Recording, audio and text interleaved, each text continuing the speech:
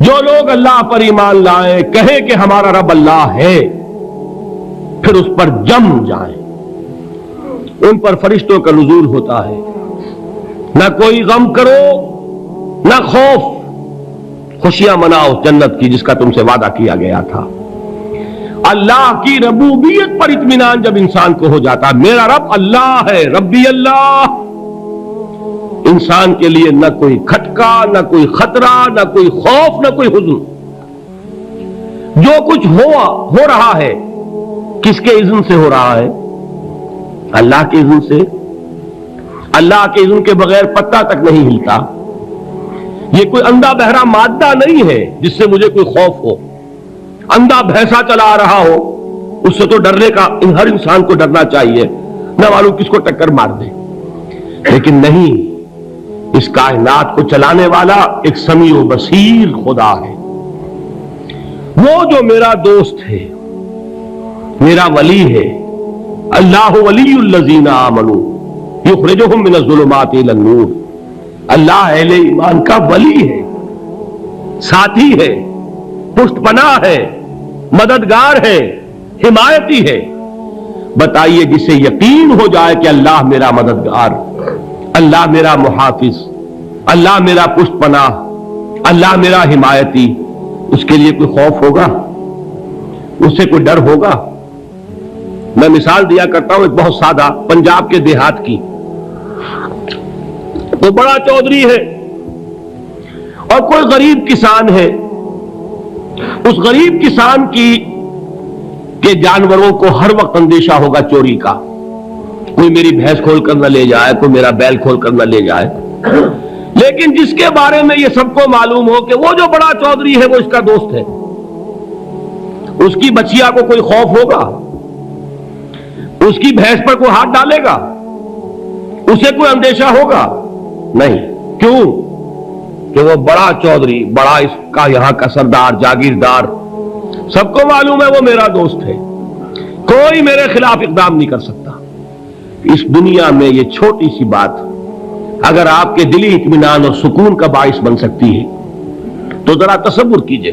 میں لفظ تصور استعمال کروں گا صرف اس لیے کہ اس کا ہم جس کو کہتے ہیں ادراک اور شعور کر نہیں سکتے، اگر کے ساتھ کر سکتے۔ اگر یقین ہو کہ اللہ میرا مددگار اور یقین ہو کہ اللہ ہر آن میرے ساتھ ہے، پھر کوئی خوف؟ کس کا خوف؟ کوئی شے اللہ سے بالا تر ہے؟ کوئی قوت اس سے زیادہ طاقتور ہے؟ کوئی اس کے ارادے کو بدلنے والا ہے؟ کوئی اس کی مشیت کے آڑے آنے والا ہے؟ یہی بات ہے جو حضور نے فرمائی۔ یہ ایمان کا حاصل ہے لب لباب، کہ دیکھو اچھی طرح اس بات کو ذہن نشین کر لو، اگر تمام انسان مل کر تمہیں کوئی نقصان پہنچانا چاہے نہیں پہنچا سکتے مگر جو کچھ اللہ نے لکھ دیا ہو، اور تمام انسان مل کر تمہیں کوئی نفع پہنچانا چاہے نہیں پہنچا سکتے مگر وہ شے جو اللہ نے طے کر دی ہو۔ آپ پھر میں کہوں گا ذرا طاری کیجئے، اسے فرض کیجئے، اسے سوچئے۔ اگر اس حدیث پر ہمارا دل ٹھکا ہوا ہو تو کسی سے ڈر ہوگا؟ یہ مجھے نقصان نہ پہنچا دے، یہ میری رپورٹ خراب نہ کر دے، یہ میری انکریمنٹ نہ رکوا دے، یہ میرا یہ نہ بگاڑ دے، یہ میرے یہ نقصان نہ پہنچا دے۔ اس کا ڈر، اس کا ڈر، اس کا خوف، اس کی خوشامد، اس کے لیے جا کر طرح طرح سے اپنی عزت نفس کو ذلیل کروانا اس کے سامنے، یہ سب کچھ کیوں کرتا ہے انسان؟ جب سمجھتا ہے کہ اس کے ہاتھ میں میرا کوئی نفع ہے، اس کے ہاتھ میں میرے لیے کوئی ضرر ہے، یہ مجھے کوئی گزن پہنچا سکتا ہے، یہ مجھے کوئی نقصان پہنچا سکتا ہے، یہ میرا کوئی کام بنا سکتا ہے، یہ میری کوئی ضرورت پوری کر سکتا ہے، اسی کا نام شرک ہے۔ جہاں آپ نے یہ سمجھا کہ غیر اللہ کے اندر کوئی طاقت موجود ہے وہی شرک ہے۔ بتوں سے تجھ کو امید ہے، خدا سے نو امیدی، مجھے بتا تو صحیح اور کافری کیا ہے؟ شرک تو یہ ہے۔ جس پر بھی تمہیں یہ خیال ہے کلمہ ہے، یہ کلمہ سوم لا حول ولا قوت الا باللہ، ذرا اس پر دل کو کبھی اگر آپ تصور کریں، پھر فرض کریں، دل ٹھک جائے اس پر، کوئی طاقت نہیں۔ یہی بات تھی جو شیخ عبد القادر جیلانی رحمت اللہ علیہ نے اپنی وصیت میں اپنے بچے سے کہی. 11ویں دینے والے ہیں، لیکن حضرت شیخ عبد القادر جیلانی کی وصیت اور تعلیمات کو کتنے لوگ ہیں کہ جانتے ہو؟ یہ جن مقامات تک پہنچے ہیں وہ کس چیز کی بدولت پہنچے؟ انہوں نے جو پیغام دیا وہ کیا تھا؟ اے میرے بچے، جس طریقے سے قرآن مجید میں حضرت لقمان کی نصیحتیں جو ہے نقل کر دی گئی ہیں، میں یہ عرض کروں گا بالفرض اگر قرآن حضرت عبد القادر جیلانی کے بعد نازل ہوا ہوتا تو شیخ عبد القادر کی یہ نصیحتیں بھی قرآن میں درج ہوتی. اتنی اونچی نصیحتیں ہیں. اے میرے بچے، اس حقیقت کو ذہن نشین کر لے، لا فاعل فی الحقیقت ولا مؤثر الا اللہ. اس کائنات میں نہ کوئی فاعل حقیقی ہے نہ مؤثر حقیقی ہے سوائے اللہ کے. کسی شے میں کوئی تاثیر نہیں اگر اللہ نہ چاہے. آگ جلا نہیں سکتی اگر اللہ نہ چاہے. پانی ڈبو نہیں سکتا اگر اللہ نہ چاہے. زہر ہلاک نہیں کر سکتا اگر اللہ نہ چاہے.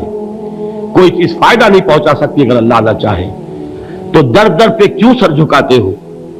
در در پر کیوں جبیں سائی کرتے ہو؟ سب کے سامنے کیوں ہاتھ پھیلاتے ہو؟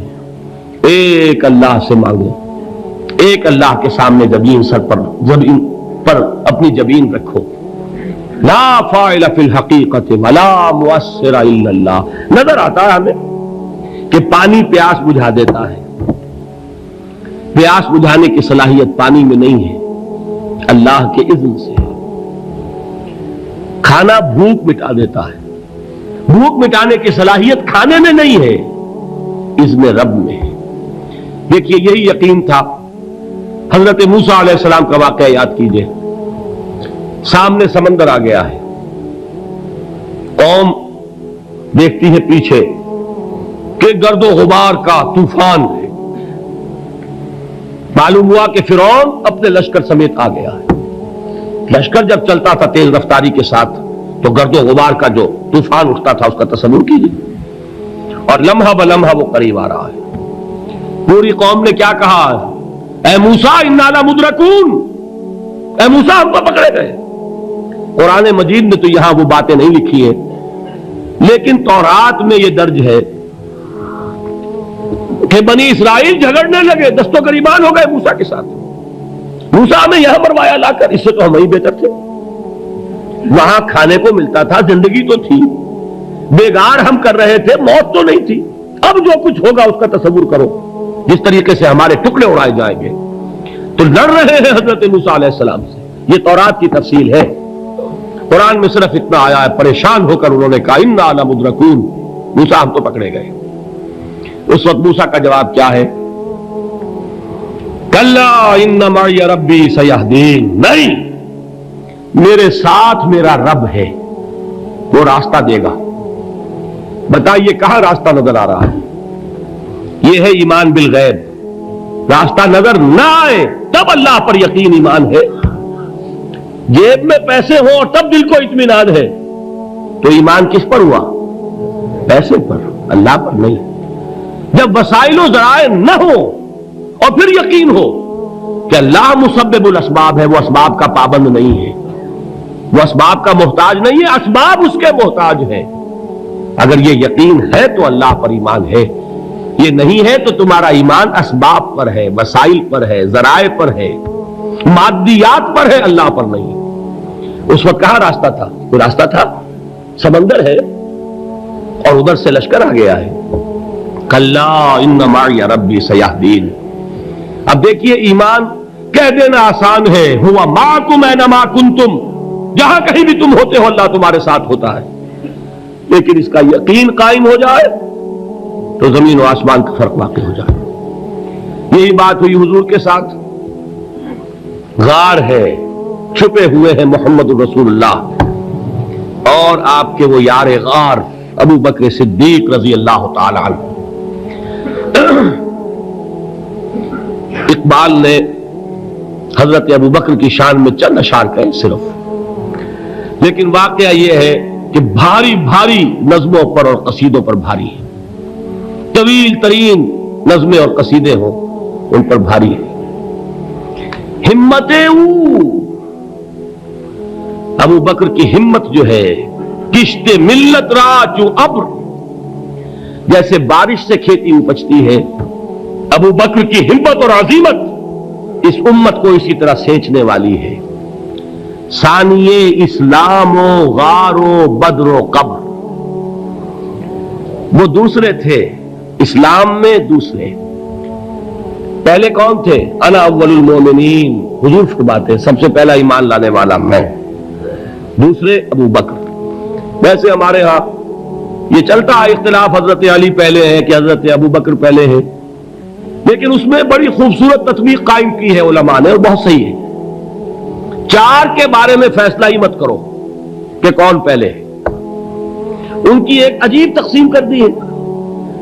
آزاد مردوں میں، بالغ مردوں میں سب سے پہلے ابو بکر، بچوں میں سب سے پہلے علی، خواتین میں سب سے پہلے خدیجہ، اور غلاموں میں سب سے پہلے زید بن حارثہ۔ بڑی پیاری تقسیم ہے، یہ چاروں ہی پہلے ہیں، ہر ایک کے لیے اولیت ہے۔ اور واقعہ یہ ہے کہ اگر زمانی اعتبار سے تعین ہوگا تو پہلے خدیجۃ الکبریٰ آئیں گی رضی اللہ تعالی عنہ، کسی اور سے بات کرنے کی نوبت بعد میں آ سکتی ہے، پہلے تو اہلیہ محترمہ سے بات ہوئی، آتے ہی پہلی وحی ہوئی ہے، ابھی تبلیغ کا حکم نہیں تھا، کس کو بتایا واقعہ؟ ابھی اپنی نبوت کی تبلیغ کا تو حکم ہی نہیں آیا، واقعہ کس کا ہے؟ وہ خدیجہ کا ہے۔ جب کہا ہے کہ خشیت علی نفسی، مجھے اپنی جان کا اندیشہ ہے، تو کیا جواب دیا خدیجہ نے رضی اللہ تعالی عنہا؟ وہ صدیقۃ الکبریٰ ہے، صدیقات جو ہے خواتین ان میں چوٹی پر خدیجۃ الکبریٰ ہے رضی اللہ تعالی عنہا، اور صدیق جو مرد ہیں ان میں صدیق اکبر ہے ابو بکر صدیق رضی اللہ تعالی عنہ، لیکن صدیقات میں چوٹی پر۔ جب حضور نے فرمایا خشیت علی نفسی، کیا فرمایا، کیا عرض کیا، کیسے تسلی دی؟ نہیں نہیں، اللہ آپ کو ضائع نہیں کرے گا، آپ غریبوں کے ہمدرد ہیں، آپ مساکین کے تکالیف رفع کرنے والے ہیں، آپ بیواؤں کی سرپرستی کرتے ہیں، آپ مسافروں کی خدمت کرتے ہیں، اللہ آپ کو ضائع نہیں کرے گا۔ یہ یقین ہے اس خاتون کے اندر۔ خیر وہ ایک علیحدہ بات ہو جائے گی۔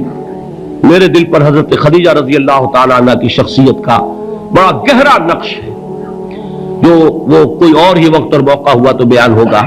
بہرحال اقبال نے ایک مصرے میں جو چار اولیتیں جمع کر دی ہیں، ہمت او کشت امت را چو ابر، ثانی اسلام و غار و بدر و قبر۔ اسلام میں حضور کے بعد پہلے کون؟ ابو بکر۔ غار میں حضور کے ساتھ کون؟ ابو بکر۔ بدر کی رات اللہ کا رسول سربسجود، وہ گھاس پھوس کی جو جھوپڑی بنائی گئی تھی، اور وہاں تلوار ننگی لے کر پہرا دینے والا کون؟ ابو بکر۔ اور اس حجرہ عائشہ میں محمد کے بعد سب سے پہلے دفن ہونے والا کون؟ ابو بکر رضی اللہ تعالی عنہ صلی اللہ علیہ وسلم۔ وہ جو معاملہ میں سنا رہا تھا غار ثور کا، حضرت ابو بکر بھی حضور کے خیال سے لرز گئے ہیں۔ آپ کو یاد ہوگا کہ جا کر پہلے تمام جتنے سوراخ تھے انہیں بند کیا ہے، ایک سوراخ رہ گیا تھا جس کو بند کرنے کے لیے کوئی کپڑا نہیں تھا، وہاں اپنی ایڑی رکھی ہے، تب کہا ہے حضور سے تشریف لائیے، اور اپنے زانو پر حضور کو لٹایا ہے، اور وہاں کسی موذی جانور نے کاٹا ہے، حضور کی آنکھ لگ گئی تھی، اس وقت اس بل کے اندر جو بھی بچھو ہے کیا ہے واللہ عالم، اس نے کاٹا ہے، اس کی تکلیف کی وجہ سے ابو بکر کی آنکھوں سے آنسو ٹپک گئے، حضور کے چہرے مبارک پر پڑے ہیں کہ حضور جاگے ہیں، معاملہ کیا ہے؟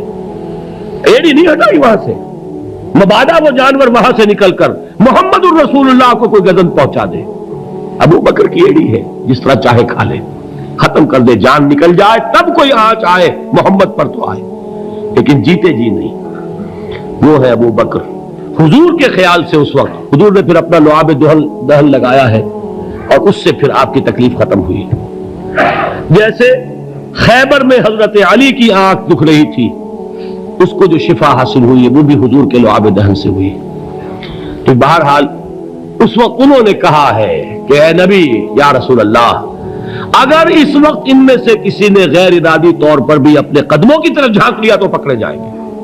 کیا جواب تھا اللہ کے رسول کا؟ لا تحزن ان اللہ معنا، اللہ ہمارے ساتھ ہے، کیوں گھبراتے ہو ابو بکر؟ یہ ہے ایمان باللہ، میرا مالک اللہ، میرا رازق اللہ، میرا محافظ اللہ، میرا مددگار اللہ، میرا پشت پناہ اللہ، میرا دوست اللہ۔ یہ دوستی ہے اللہ کی جو لب لباب ہے، حاصل ہے ایمان کا، اسی کا نام ولایت ہے۔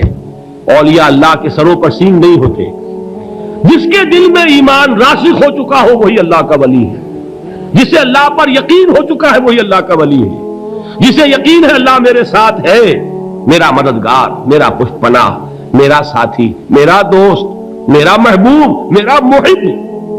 اللہ اہل ایمان سے محبت کرتا ہے۔ واللہ یحب الصادقین، ان اللہ یحب الذین یقاتلون فی سبیلہ صفا کانہم بنیان مرصوص۔ اللہ محبت کرنے والا، اہل ایمان محبوب، اور اہل ایمان محبت کرنے والے اللہ محبوب۔ والذین آمنوا اشد حبا للہ۔ آپ تصور کیجئے جسے یہ رشتہ ایمان یا رشتہ ولایت حاصل ہو جائے، الا ان اولیاء اللہ لا خوف علیہم ولا هم یحزنون، آگاہ ہو جاؤ، اللہ کے دوستوں کے لیے نہ کوئی خوف ہے نہ کوئی حزن ہے۔